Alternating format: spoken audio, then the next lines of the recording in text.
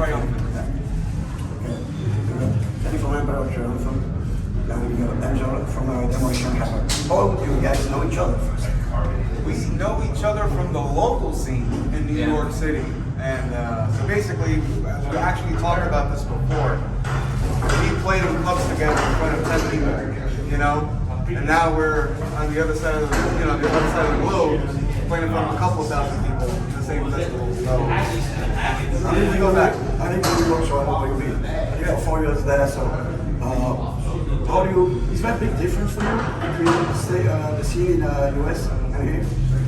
I mean, absolutely, but there are differences between any city. Like every city has its own character, its own personality, its own spirit, its own kind of energy. New York's just got its own kind of energy, whether you're passing through or you're born and raised. You know, it's just got its own energy.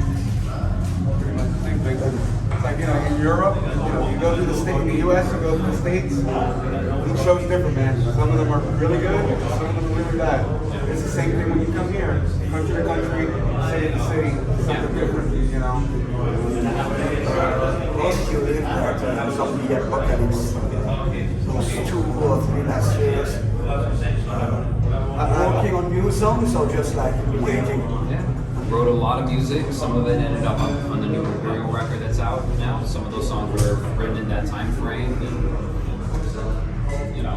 basically kind of took some time to do some reflecting because there wasn't much gigging happening.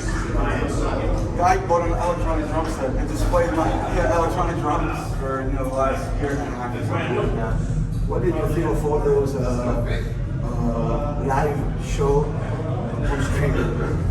So a lot of there was some at the Bowery Electric and stuff like that. Oh, the live stream shows? That was one of the cool things that came from it. It's something to, again, people were at home, nothing to do. All these concerts canceled, all the tours canceled, everything. Musicians' work was just taken away. Did you play some streaming?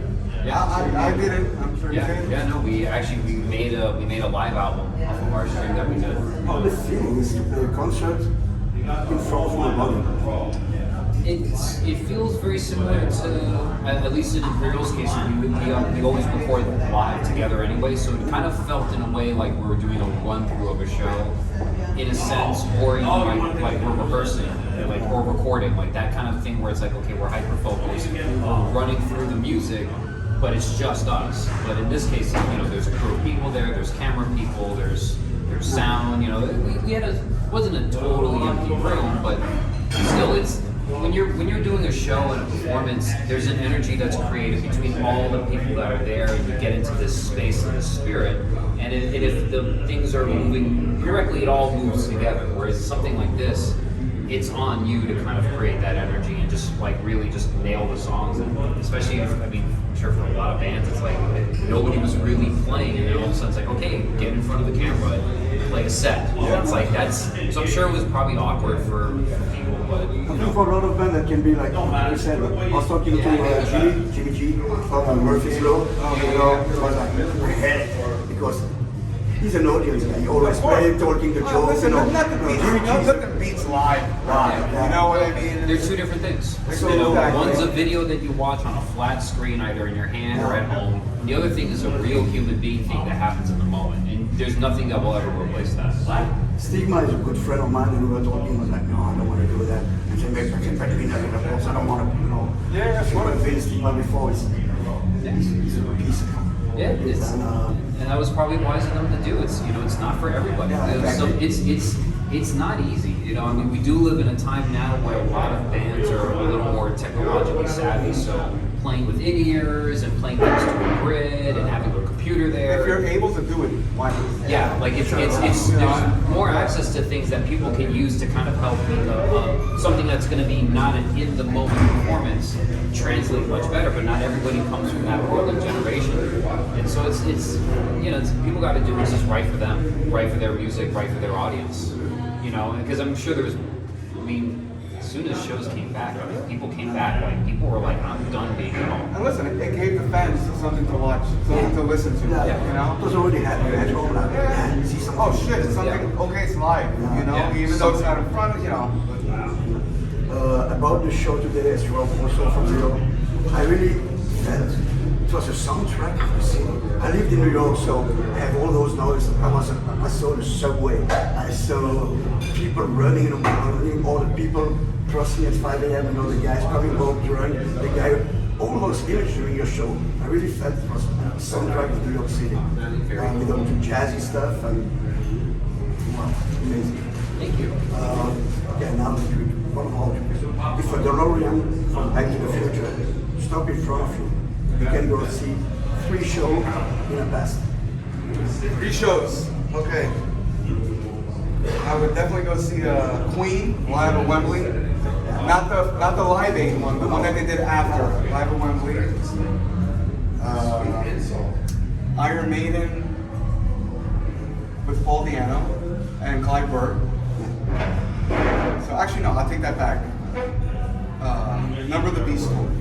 So with Bruce Dickinson and Clive, I want to see Clive Burr. I like Clive Burr and the Ramones. Never saw them? Never got to see them. Never got to see them. But I would like to see Ramones, 1979, 1980, the original 4 guys, Tommy Ramone. And, Saw them in 84, 85 for the first time. yeah. So those are my 3. Okay. This isn't like a top 3, it's just the first 3 that I can think of on very short notice. We'll go back to not too back in the distant past. We'll go see the Farewell Tour Rush. We'll see the New York show. Or at least maybe the West Coast show, I'm not sure which one. But see one of the final ones, that would be one. Because I didn't see any of it, and I kind of regret that.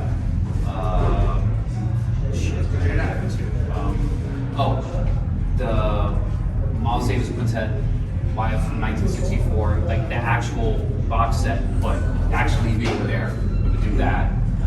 That's a huge landmark record personally, and for a lot of the jazz communities, especially drummers. So like, actually having witnessed that show, or maybe even substitute like Coltrane, like the live in Montreux kind of thing, like either that, either or would be great. And then third would be the Thelonious Monk. premiere of Stravinsky's Rite of Spring by the New York Philharmonic in New York City. I would go to that concert. Very different. The difference, yeah, absolutely. Cool. Listen, if you ask me that question tomorrow, I'll give you 3 different bands. I wouldn't go see. Yeah. I wouldn't go see Queen. That's for sure. Not too. And I think Joplin would have loved to see Joplin. But like maybe tomorrow will be another stuff. And all this is amazing music. All these different things is amazing. Go see Least in concert or something like that, back in the day. Another question: if you could pick a song from anyone, you could have wrote it. Like, okay, you wish you could have wrote that song. All of them. All of them. All of them. All the songs. There's a lot of good If music. you want to make a lot of money, that's better. I mean, that's great too, but like, I don't know, it's hard. That's a very hard question, man. One song that I wish I wrote. We were watching, I said Queen before, but last night there was a Queen tribute band playing. Yeah. And you sit there, you forget how many fucking hits Queen had. They only have hits. It's like non-stop, and you're like, oh, that's a deep cut. Oh no, wait, that was a fucking hit. Like that one was a hit too. I don't know, man. I got nothing. I got nothing. I'm just gonna default on a previous answer. I kind of wish I wrote the Rite of Spring. Fuck it. Rite of Spring. Because I really don't know what else to pick. I wish I wrote. I wish my mind worked that way, where that's what I did something like that. I wish I wrote La Campanella. There you go. All right, there you go. We'll keep it That one. classical. Yeah, that's good. Yeah, thank you very much for that interview. Definitely, thank you. First on TV, it'll be on Facebook. Oh, yeah. And thank you for the show. I'm waiting to see you. Hopefully, I can have. I'm not this guy, but I saw the band back in the You're back in the a 90s. fucking so- savage, bro. Get the fuck out of Your here. water. Oh, shit. Thank you, guys. Thank you.